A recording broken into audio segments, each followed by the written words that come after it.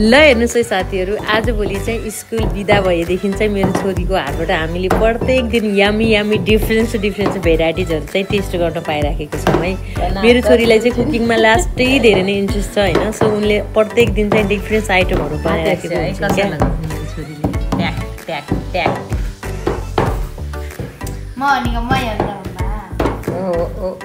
हजुर भनेको हजुरै हो। हजुरहरूलाई खाने मन लाग्यो भने मलाई सम्पर्क गर्छ ल।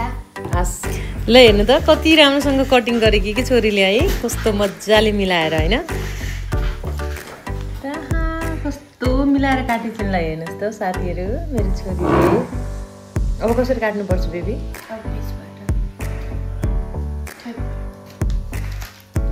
त्यो बिस्किट केको लागि लिसेको रे चकोलावा सबै हो। आज के टेस्ट गराउँदैछ नि त छोरीले है। त्यो वान पिस टिक्क छ। तीनवटा काटो कि दुईटा? तीनटा भयो तीनटा।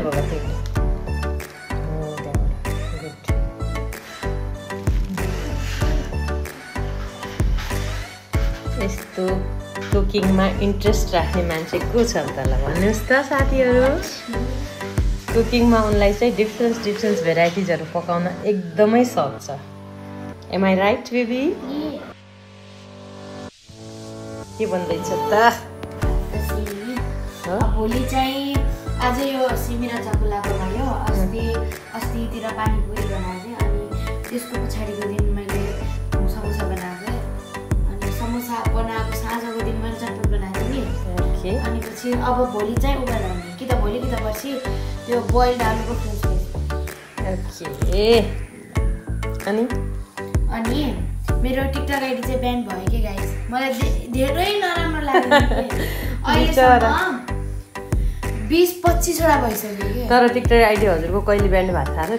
ठ्याक्कै दसैँको भोलिपल्ट भएको थियो। मैले बनेको चाहिँ हजुरलाई हिजो। हजुरले किन भन्छेन कि मेरो आइडी र मेरो बिचमा मेरो आइडी र मेरो बिचको सम्बन्ध बिगार्यो सरकारले। होइन हजुर, हामी उता मामा घरमा बिजी भयो नि त नि, त्यसैले मैले हजुरलाई टेन्सन हुन्छ भनेर भनिनँ।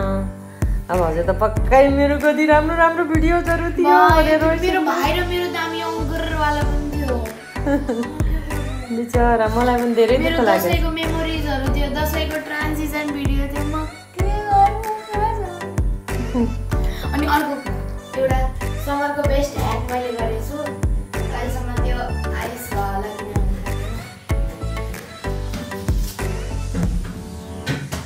भइरहेको छ। यस्तो गरेर राख्ने, यतापट्टि पानी छ, आइस हुन्छ।